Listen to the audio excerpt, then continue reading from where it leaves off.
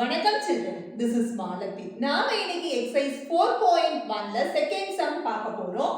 The angle of a triangle or in the ratio 1:2:3. Find the measure of each angle of the triangle. அதாவது ஒரு முக்கோணத்தின் கோணங்களின் விகிதம் 1:2:3 எனில் முக்கோணத்தின் ஒவ்வொரு கோண அளவையும் காண்க அப்படின்னு இருக்காங்க.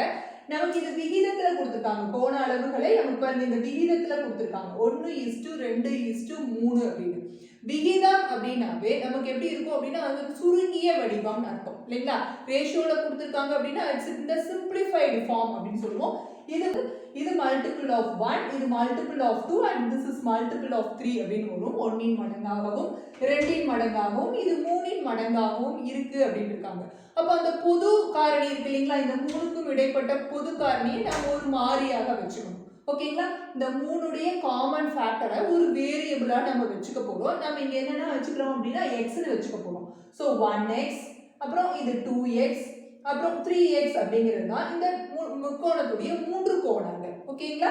1x 2x and 3x are the angles of this triangle அப்படினு நாம வெச்சுக்க போறோம். So let the angles of the triangle be 1x 2x and 3x அப்படினு இங்கிலீஷா இருந்தா, அதுவே தமிழா இருந்தா முக்கோணத்தின் கோணங்களை 1x 2x மற்றும் 3x என்க அப்படினு எழுதிட்டோம். இப்போ நமக்கு நல்லா தெரியும் sum of angles of triangle is 180. அதாவது முக்கோணத்தின் மூன்று கோணங்களின் கூடுதல் 180 அப்படிங்கிறது நமக்கு நல்லா தெரியும். இப்போ நம்மகிட்ட இருக்கிற முக்கோணம் இது 1x, ஒரு கோணம் 1x உம் இன்னொரு கோணம் 2x உம் இன்னொரு கோணம் 3x அப்படினும் இருக்கு. சோ இது மூணையும் கூட்டினா நமக்கு 180 வரணும் இல்லீங்களா? அதனால நம்ம 1x plus 2x plus 3x is equal to 180 அப்படினு எழுதிட்டோம். இதெல்லாம் கூட்டும்போது 6x சமம் 180 அப்படினும் x சமம் 180/6 அப்படினும் கிடைக்குது. சோ 3 0ன்னு x ஓட மதிப்பு 30 டிகிரி அப்படினு கிடைச்சிருச்சு. நமக்கு இந்த மூணு கோணங்களையும் கண்டுபிடி அப்படினு இருக்காங்க. முதல் கோணம் 1x, சோ x = 30 ன்னு ஃபர்ஸ்ட் கோணம். இரண்டாவது கோணம் 2x இல்லீங்களா? அப்ப 2x is 2 * 30. அப்போ அது என்ன அப்படினா 60 டிகிரி அப்படினு கிடைக்குது. அதே போல 3x அப்படிங்கிறது 3 * 30 டிகிரி சமம் 90 டிகிரி அப்படினு கிடைக்குது.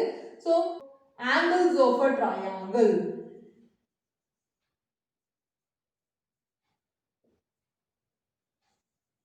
are 30 60 90 டிகிரி அப்படினு இங்கிலீஷா இருந்தா, அதே முக்கோணத்தின் கோணங்கள்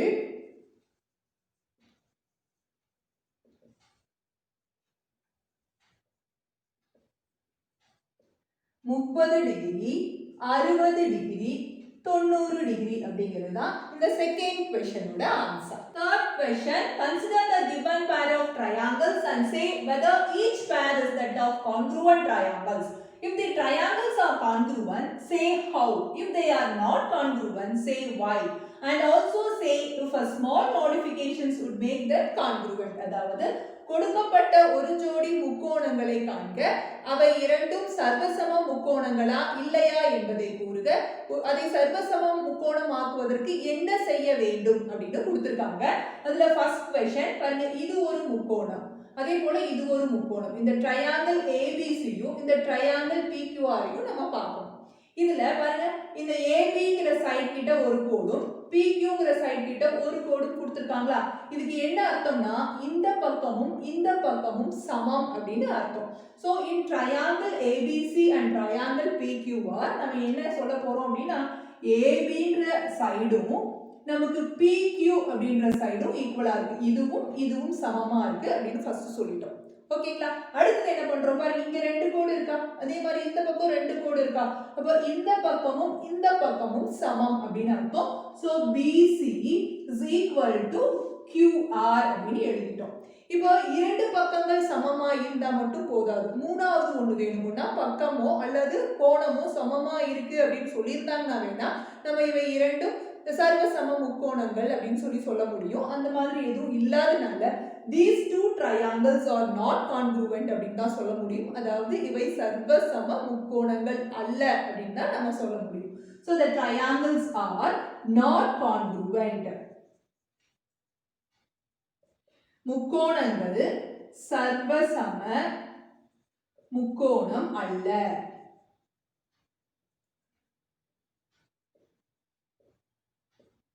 அப்படின்னு எழுதிட்டோம். இப்போ நமக்கு இது சர்வசம முக்கோணமா ஆகணும் அப்படின்னா என்ன செய்ய வேண்டும்னு சொல்லி கேட்டிருக்காங்க இல்லையா? அதாவது டு மேக் இட் நம்ம congruence what modification can be done அப்படின்னு கேட்டிருக்காங்களா? ஒருவேளை இந்த ஏசியும் இந்த பிஆரும் ஈக்குவலா இருந்தா மூணு சைடும் சமமா இருக்கு, அதனால நம்ம இது சர்வசம முக்கோணம்னு சொல்ல முடியுமா? சோ அந்த கண்டிஷன் தான் சொல்ல போறோம். ஏசியும் பிஆரும் சமம் அப்படின்னு சொல்ல போறோம். If AC is equal to PR, then the triangles are congruent. என்ன ப்ராப்பர்ட்டி அப்படின்னா இங்கே சைடுல எழுதிரும், side side side congruent property. அதே தமிழா இருந்தா அதாவது AC சமம் PR எனில் முக்கோணங்கள் சர்வசமம். அதுக்கான காரணம் பக்கம் பக்கம் பக்கம் அந்த ப்ராப்பர்ட்டி பொறுத்து அப்படிங்கறத சொல்லிட்டோம். செகண்ட் क्वेश्चन, நமக்கு ஒரு ரெக்டாங்கிள் கொடுத்திருக்காங்க இல்லீங்களா? ஒரு செவ்வகம் கொடுத்திருக்காங்க. ABCD அப்படிங்கற செவ்வகம் கொடுத்துட்டு இதுல பாருங்க இந்த ADயும் இந்த BCயும் சமம் அப்படின்னு ஒரு கோடை குறிப்பிட்டு சொல்லியிருக்காங்க. அதே மாதிரி ABயும் CDயும் சமம்னு இந்த ரெண்டு கோடுகளால குறிப்பிட்டு சொல்லியிருக்காங்க இல்லீங்களா? நமக்கு தெரியும் ஒரு ரெக்டாங்கிள் அப்படினாவே opposite sides are equal and parallel இல்லீங்களா? ஒரு செவ்வகம் அப்படினாவே எதிரெதிர் பக்கங்கள் சமம் அப்படின்னு நமக்கு தெரியும் இல்லையா? சோ நம்ம அத முதல்ல எழுதிக்க போறோம். பாருங்க இந்த முக்கோணத்தை பத்தி சொல்றோம். ஃபர்ஸ்ட் DAB அப்படினும் அடுத்து இந்த முக்கோணம் BCD னும் இரண்டு முக்கோணங்களாக அதை பிரிச்சு எழுதிட்டோம். ஃபர்ஸ்ட் ADயும் BCயும் சமம். அதே மாதிரி ABயும் DCயும் சமம். அப்புறம் பாருங்க இந்த கோடு இருக்கு இல்லையா? இந்த முக்கோணத்துக்கும் இந்த கோடு இருக்கு, இந்த முக்கோணத்துலயும் இந்த கோடு இருக்கு. இது ABD அதாவது DAB ஓட முக்கோணத்துலயும் BD ன்னு இருக்கு. அதே போல BCDங்கிற முக்கோணத்துலயும் BD ன்னு இருக்கு. இந்த இரண்டு முக்கோணங்களுக்கும் இது காமன் சைடு இல்லைங்களா? பொது பக்கமாக திகழ்கிறது. அது BD is the common side of both triangles. இரு முக்கோணங்களுக்கும் அது பொது பக்கமாக இருக்கிறது. அதனால the triangles are congruent. So the triangles are congruent அப்படின்னு எழுதிட்டோம். அதாவது என்ன அப்படின்னா முக்கோணங்கள் இரண்டிற்கும் BD பொது பக்கம். எனவே முக்கோணம் DABயும் முக்கோணம் BCDயும் சர்வசம முக்கோணங்கள் அப்படின்னு எழுதிட்டோம். அதுக்கான ப்ராப்பர்ட்டி என்ன அப்படின்னா பாருங்க பக்கம் சைட் சைட் சைட் ப்ராப்பர்ட்டி அப்படிங்கறத நம்ம காரணமாக இதுக்கு வலது பக்கம் எழுதிக்கிறோம். தேர்ட் क्वेश्चन, நமக்கு பாருங்க ஒரு முக்கோணத்துக்குள்ளேயே ரெண்டு முக்கோணங்கள் பிரிச்சு கொடுத்திருக்காங்க. அப்ப இது இரண்டும் நமக்கு சர்வசம முக்கோணமா அப்படிங்கறத நம்ம சொல்லணும். அதாவது in triangle XYZ பாருங்க நடுவுல ஒரு கோடு கொடுத்து ரெண்டு ட்ரையாங்கிள்ஸா பிரிச்சு கொடுத்துட்டு அவை நமக்கு கான்க்ரூவென்ட்டா அப்படின்னு கேட்டிருக்காங்க. நம்ம அதை செக் பண்ண போறோம். ஃபர்ஸ்ட் பாருங்க இங்க இருந்து ஆரம்பிச்சுக்கலாம். PZX அப்படின்னு வெச்சுக்கலாம். in triangle PZX அதே மாதிரி and இந்த ட்ரையாங்கிள் இங்கே ஆரம்பிப்போம். PYX ட்ரையாங்கிள் PYX அப்படின்னு அதாவது இந்த சென்டர்ல இருந்து ஆரம்பிக்கிறோம். PZX அப்படின்னு ஒரு முக்கோணமும் PYX அப்படின்னு இன்னொரு முக்கோணமும் இந்த இரு முக்கோணங்களும் சர்வசமமா அப்படிங்கறத நம்ம செக் பண்ண போறோம். இப்போ பாத்தீங்கன்னா இந்த சைடும் ஈக்குவல் அப்படின்னு கொடுத்திருக்காங்களா? அப்ப எப்படி எழுதிக்கலாம்? XZ ம் XY ம் சமம் அப்படின்னு எழுதலாங்களா? அதாவது XZ is equal to XY அப்படின்னு ஒரு பக்கத்தை பத்தி எழுதிட்டோம். ஒன் சைடு எழுதிட்டோம். அதே மாதிரி பாருங்க நமக்கு YP னு எழுதலாம் இல்ல PY னு எழுதலாம். சோ PY அதுவும் PZ ம் சமமா இருக்கு. PZ ம் சமமா இருக்கு. நமக்கு நான் சொல்லியிருக்கேன் இல்லைங்களா? மூணு ப்ராப்பர்ட்டி சாட்டிஸ்ஃபை ஆனதா அது கான்க்ரூவன்சி அப்படின்னு நம்ம சொல்லியிருக்கோம். அதனால இது மூணு கோணங்கள் அல்லது மூன்று பக்க பக்கங்கள் அது இரு கோணம் ஒரு பக்கம் இல்ல இரு பக்கம் ஒரு கோணம் அப்படி சமமா இருக்கணும் இல்லையா? அப்படி பார்க்கும்போது இந்த லைன் பாருங்க, இந்த ட்ரையாங்கிள் அண்ட் இந்த ட்ரையாங்கிளுக்கு காமன் சைடா இருக்கு இல்லைங்களா? அதாவது XP is the common side of both the triangles.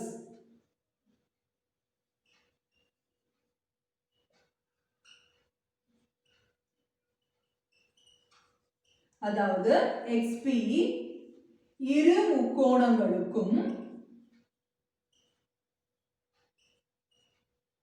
இரு முக்கோணங்களின் பொது பக்கம் இல்லைங்களா?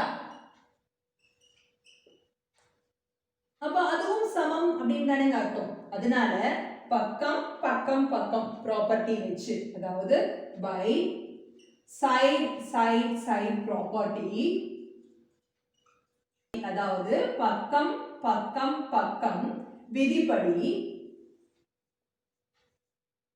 முக்கோணம் PZX மற்றும் முக்கோணம் PYX சர்வசம முக்கோணங்கள் அப்படின்னு எழுதிட்டோம். அதாவது triangle PZX is congruent to triangle PYZ by the SSS property.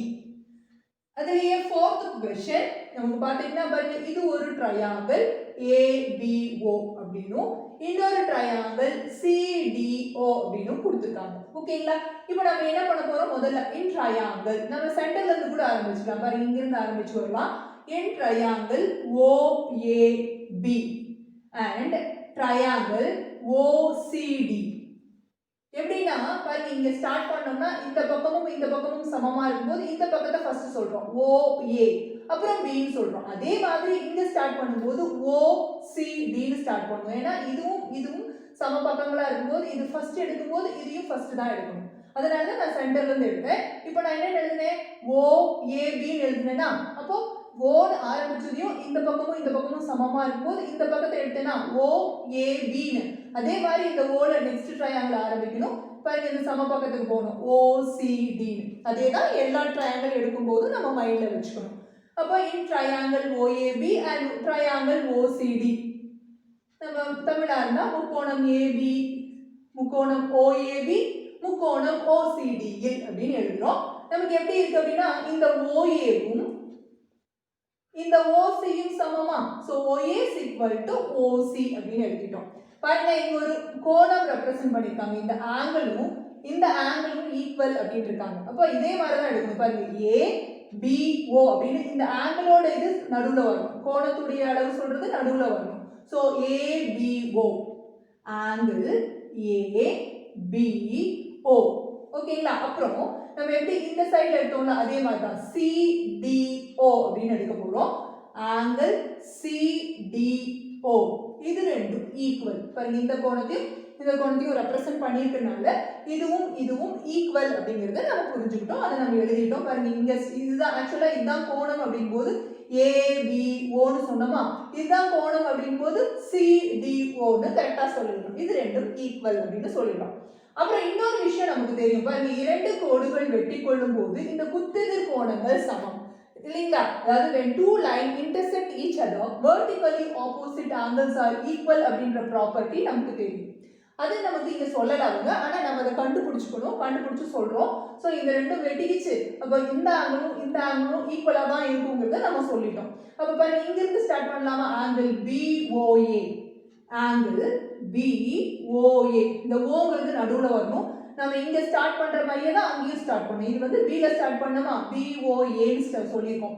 இல்லைன்னா AOB அப்படின்னு சொல்லலாம். அதே மாதிரி இங்க ஸ்டார்ட் பண்ணிக்கணும். பாருங்க, இங்க என்ன பண்ணோம்னா நம்ம BOA அப்படின்னு ஆரம்பிச்சோம்னா இங்க DOC அப்படின்னு ஆரம்பிக்கணும். ஒருவேளை இங்க AOB அப்படின்னு ஆரம்பிச்சோம்னா இங்க COD அப்படின்னு ஆரம்பிக்கணும். இவ்வளவுதான், ஒன்றும் குழம்பிக்கவே வேணாம். பார்த்தீங்கன்னா நமக்கு இதான் ஆங்கிள். நான் என்ன ஆரம்பிச்சேன், இங்கே ஆரம்பிச்சேன் BOA. அதே மாதிரி இந்த ஆங்கிள் ஈக்குவல்ல இதுல தானே ஆரம்பிச்சோம், அதே மாதிரி இதுல ஆரம்பிச்சுக்கோங்க DOC, ஆங்கிள் DOC. இது ரெண்டும் சமம். அப்ப எப்படி இருக்கு அப்படின்னா, ரெண்டு கோணங்களும் ஒரு பக்கமும் சமமா இருக்கு இல்லைங்களா? சோ நம்ம இப்படி என்ன எழுதுவோம் அப்படின்னா, ஆங்கிள் சைடு ஆங்கிள் ப்ராப்பர்ட்டி, அதாவது by angle side angle property triangle OAB is congruent to triangle OCD அப்படினு நாம சொல்லி முடிச்சிட்டோம்.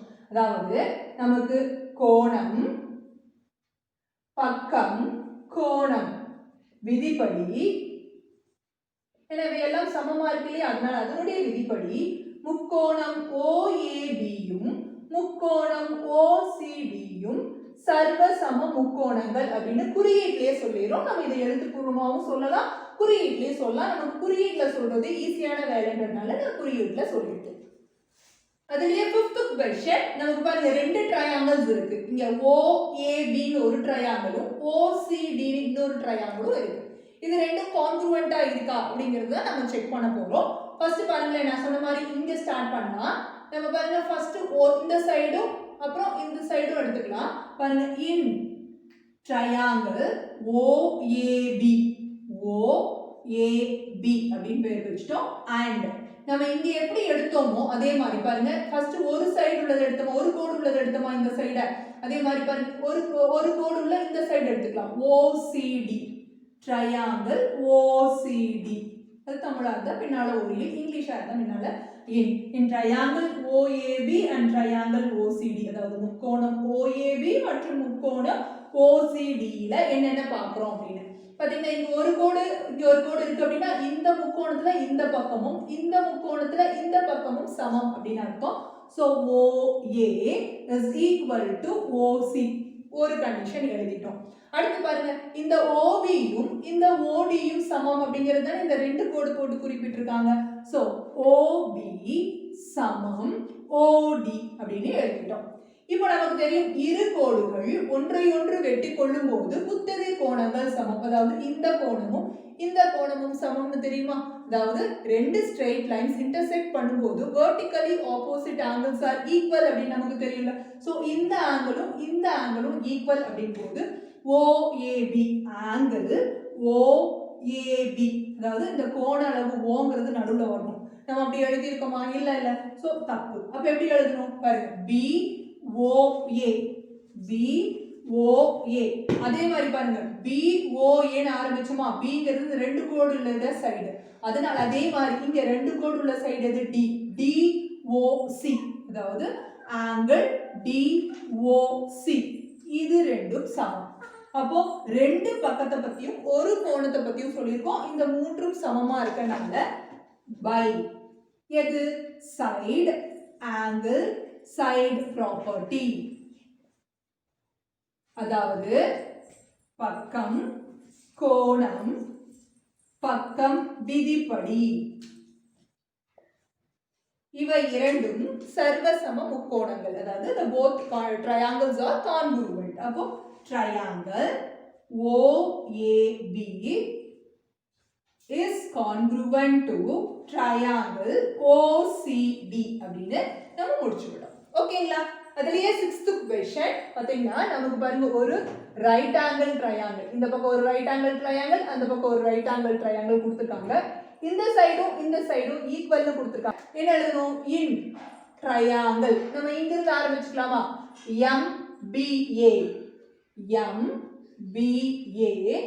and triangle MB ன்னு ஆரம்பிச்ச மாதிரி MCA ன்னு எழுதிக்கலாமா? MCA இது அன்சைன்.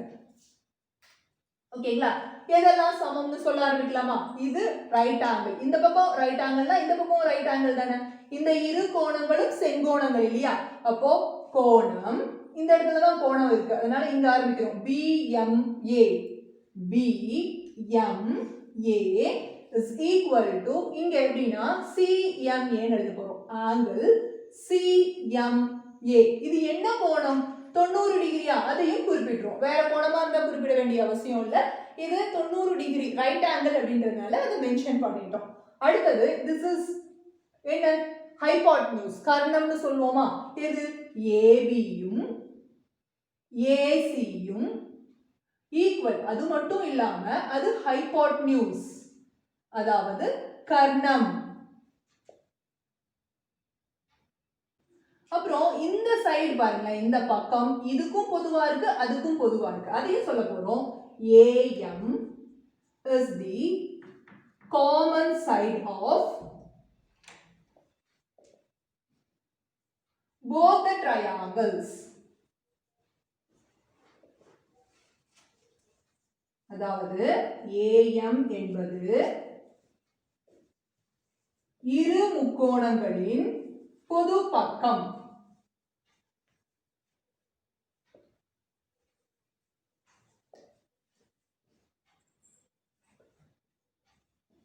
சோ பாத்தீங்கன்னா by right angle ஒன்னு hypotenuse அப்புறம் ஒன்னு side ப்ராப்பர்ட்டி படி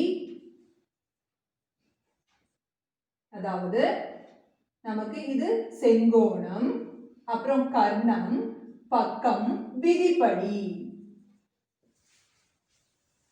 முக்கோணம் MBA மற்றும் முக்கோணம் MCA இரண்டும் சர்வசம முக்கோணங்கள் அப்படின்னு குறியீட்டுல குறிப்பிட்டோம்.